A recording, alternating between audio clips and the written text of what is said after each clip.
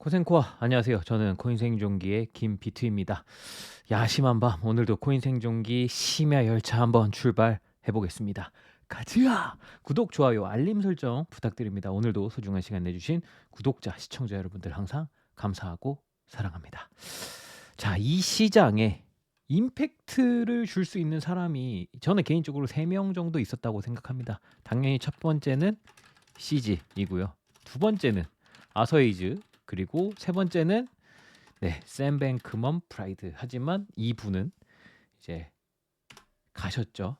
자, 아서에이즈가 본인의 블로그에 글을 올렸습니다. 저도 계속 쭉 팔로우업하고 있기는 한데 이 정도 양은 사실 처음이에요. 진짜 정말 길거든요. 원래 이 정도 양을 올리면 이제 아서에이즈 같은 경우에는 뭐 1부, 2부 이렇게 나눠서 올리는데 오늘은 굉장히 긴 장문을 올렸더라고요. 자, 그래서 간단히 아서헤이즈가 한 말을 정리를 해보자면 이래요. 현재 은행들이 망하고 있잖아요. 계속 뭐 뱅크런이다 이렇게 얘기하고 있는 건 뭐 지난 영상에서도 얘기 드렸지만 그들이 보유한 미국 장기채, 그리고 메말라 버린 유동성이다. 유동성 부족, 뭐 이렇게 얘기를 하고 있고, 그리고 이제 미국이 BTFP를 진행하기로 이제 약속을 했어요. 대충 미국 장기채를 보유하고 있는 위험한 은행들은 구입한 그 미국 장기채 금액으로 긴급 대출을 해주겠다는 의미거든요. 결국에 시장에 또 돈을 풀겠다, 이런 의미죠. 지난 영상에서 미국의 총 부채가 얼마라고 했는지 다들 기억하시나요? 네, 한화로 대충 4경원 정도 된다라고 이야기를 했습니다. 자, 코로나 사태가 터졌어요. 그리고 미국에서 이제 또 돈을 풀었죠. 물론 우리나라도 풀었어요. 뭐 모든 나라 다 풀었잖아요. 자, 그때 푼 돈이 4.2T, 그러니까 4조 2천억 달러. 얘도 하나로 따지면 5천조 원, 5,500조 원 정도 되거든요. 잠깐만요. 5,500조 원 정도 돼요.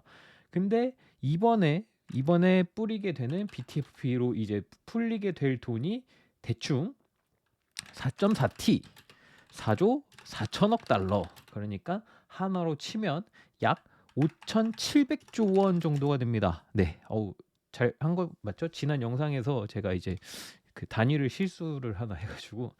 자, 그러면 그리고 이렇게 돈이 풀리면서 미국이 걱정하는 것 중에 가장 큰 것은 이 돈들이 미국 내부가 아닌 외부로 빠져나가는 것들이다. 그러니까 안전자산의 실물이 아닌 ETF로 구입을 해서 본인들의 제도권 안에 묶여 있길 바라는 것이다라고 이야기를 해요. 그러니까 예를 들어 비트코인을 사더라도 비트코인이 아닌 비트코인 ETF를 사라. 뭐 금도 마찬가지고요. 그래야지만 자기네들이 이제 자기네들의 바운더리 안에 있는, 제도권 안에 있는 돈으로 묶여 있게 되는 거니까요. 어쨌든 결론적으로는 뭐예요? 돈이 풀리게 될 것이고, 지금 당장 1년이라는 유예 기간을 이야기를 하고 있지만 어차피 1년 후에도 이거는 연장이 뻔히 될 것이다. 뭐 이런 식의 이야기를 하고 있습니다. 물론 아주 좋은 글이고 가장 추천하는 건 직접 읽어보시는 걸 가장 추천합니다. 하지만 진짜 정말 매우 길어요. 자, 시간이 되신다면 그래도 꼭 읽어보시는 걸 추천합니다. 자, 오늘 오전에 차르님이 올린 영상 다들 보셨을 거라고 생각을 하겠습니다.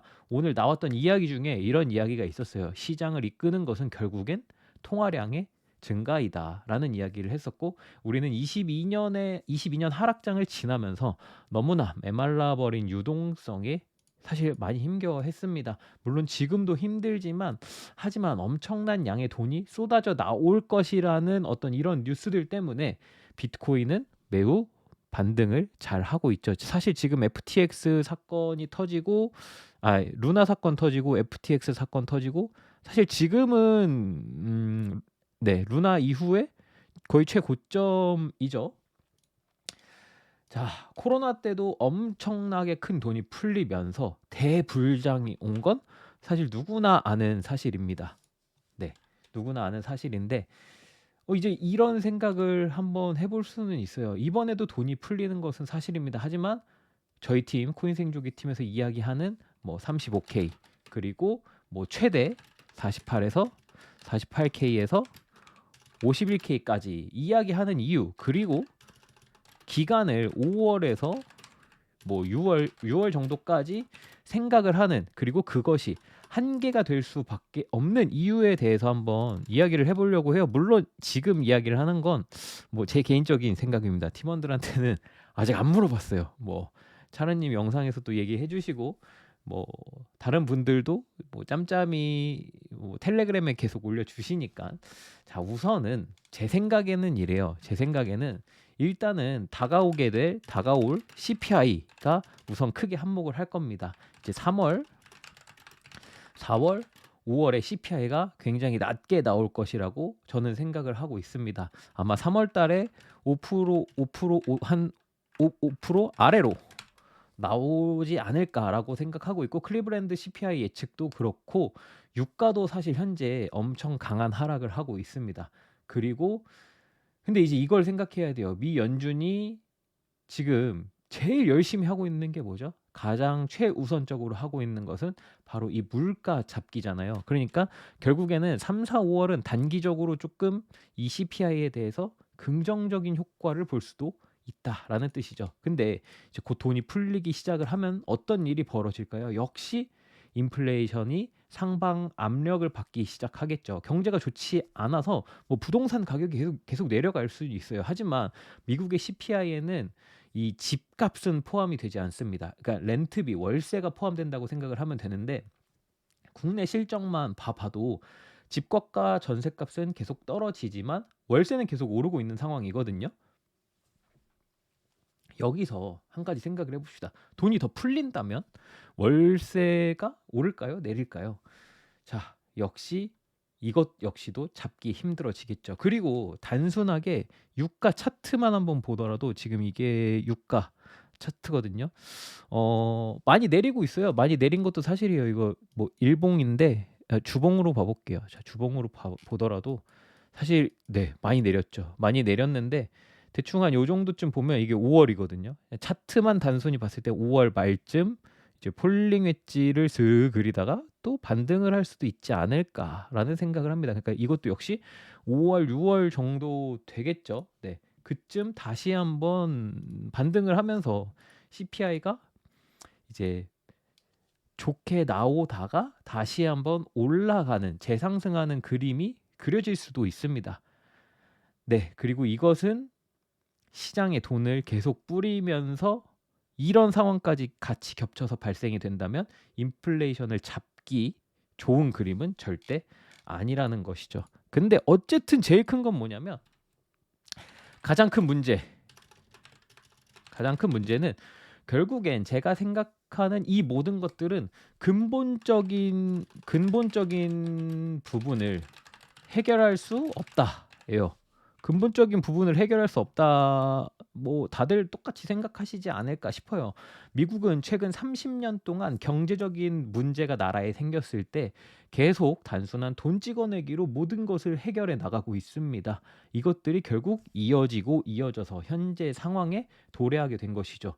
자, 부채가 4경 원입니다. 한화로, 우리나라 돈으로. 그리고 수입은 4천조 원이에요. 수입의 10배가 넘는, 10배 정도가 되는 부채를 이제 갖고 있죠. 하지만 여기서 부채는 더 늘어나게 될 것이다. 결국엔 언젠가 한 번은 진짜 위기가 찾아올 것이라고 생각합니다. 그게 빠르면 6월이 될 거고, 뭐 6월에 그리고 또 이제 뭐 우연일진 모르겠지만, 네, 그 TGA 얘기도 있죠. 겹치게 되고, 6월이 될지 하반기가 될지는 잘 모르겠지만 진짜 위기는 한 번 정도는 찾아올 것이라고 생각합니다. 물론 이 모든 걱정들을 이겨내고 말도 안 되는 개불장이 올 가능성도 있다고 생각합니다. 확률은 매우 낮지만 미국과 연준 그리고 파월이 지금 우리가 이제 살고 있는 이 고금리 고물가를 받아들이는 것이죠. 뉴 노멀로 인정하고 그냥 지금처럼 우리는 이제 살 수밖에 없어라고 이야기를 하는 것인데, 요거는 조금 힘들어 보이죠. 자, 그리고 아서이즈가 아까 추천했던 현물을 사라, 이 얘기도 역시 마찬가지로 동의하는 부분입니다. 항상 이야기하는 이 모든 문제점들은 중앙화된 것들에서 시작이 되었다고 봅니다. 늘 이야기하지만 결국 뭐다? 비트코인은 현재 자산으로 이제 많이들 이해를 하고 계시지만 이게 자산이 아닌 통화로서의 역할을 충분히 할 수 있는 그림이 밑바탕이 빌드업이 천천히 그려지고 만들어지고 있다라는 이야기죠. 자, 비트코인 백서를 보신 분들이나 뭐 비트코인의 이제 뭐 어떤 구조를 이제 뭐 좀 아시는 분들은 아실 수 있는 내용이지만 비트코인은 제네시스 블록이라는 것을 갖고 있습니다. 이게 비트코인의 시작을 알리는 0번째 블록이라고 생각을 하시면 되고요. 이 블록부터 모든 트랜잭션이 시작되고 모든 것이 누적되고 있기 때문에 조작과 수정이 불가능한 것이죠. 이 제네시스 블록에 나카모토 사토시는 한마디를 남겼습니다. 어떤 이야기를 남겼냐면요. 이 얘기를 남겨요.